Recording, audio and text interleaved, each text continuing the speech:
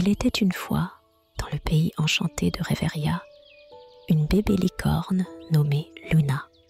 Luna était spéciale, non seulement pour sa robe d'un rose éclatant, mais aussi pour sa douceur et son cœur pur. Son meilleur ami était Spark, un bébé dragon vert qui, au lieu de cracher du feu comme les autres dragons, produisait une lumière éblouissante. Un jour, Luna et Spark découvrirent un miroir magique caché dans la forêt de Reveria. Ce n'était pas un miroir ordinaire. Il servait de porte vers d'autres mondes fantastiques.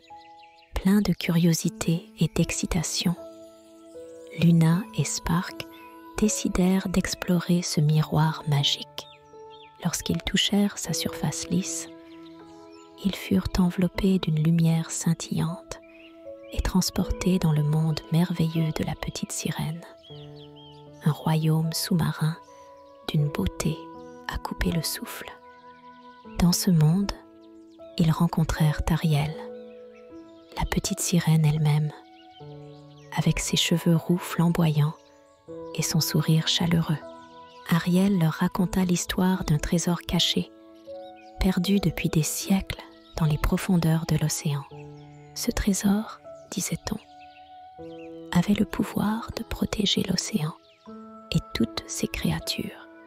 Mais pour le retrouver, ils devaient affronter plusieurs épreuves et résoudre des énigmes.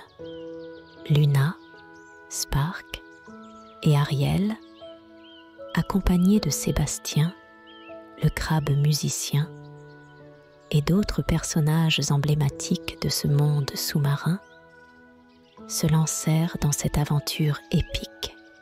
Ils voyagèrent à travers des forêts d'algues géantes et des récifs coralliens scintillants, rencontrant sur leur chemin des créatures merveilleuses et parfois terrifiantes. La première épreuve fut de traverser la vallée des courants, où les courants marins puissants pouvaient emporter même le nageur le plus expérimenté. Grâce à la lumière de Spark, qui illuminait leur chemin dans les eaux sombres, et à la vitesse de Luna, ils purent naviguer à travers les courants sans se perdre. La seconde épreuve les amena à la grotte des échos, où leur propre voix se retournait contre eux, créant des illusions effrayantes. Ariel, avec sa voix mélodieuse, chanta une chanson d'apaisement qui fit disparaître les illusions et révéla le chemin caché vers le trésor. Enfin, ils atteignirent le jardin des murmures, gardé par un monstre de corail. Pour le surpasser, ils durent faire appel à toutes leurs forces et pouvoirs. Luna utilisa sa magie pour apaiser le monstre. Spark illumina son cœur de lumière. Et Ariel et ses amis chantèrent une mélodie ancienne qui rappelait au monstre la beauté de l'océan, le convainquant de les laisser passer. Lorsqu'ils atteignirent enfin le trésor, après avoir déjoué les pièges et les épreuves avec bravoure et intelligence, Luna, Spark, Ariel et leurs amis découvrirent que le trésor n'était pas constitué d'or ou de pierres précieuses, mais d'une perle éclatante, d'une pureté inégalée. Cette perle, connue sous le nom de perle purificatrice, avait le pouvoir magique de purifier toute l'eau autour d'elle, assurant la santé et la prospérité de tous les êtres vivants dans l'océan. Réaliser l'importance de la perle, nos héros comprirent que le véritable trésor était la protection de l'océan et de ses habitants.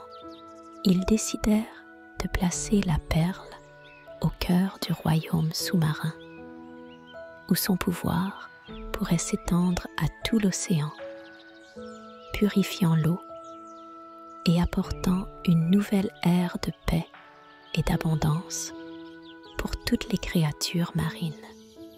Avec la perle placée en sécurité, les eaux autour du royaume d'Ariel commencèrent à scintiller d'une lumière pure, témoignant de la purification en cours.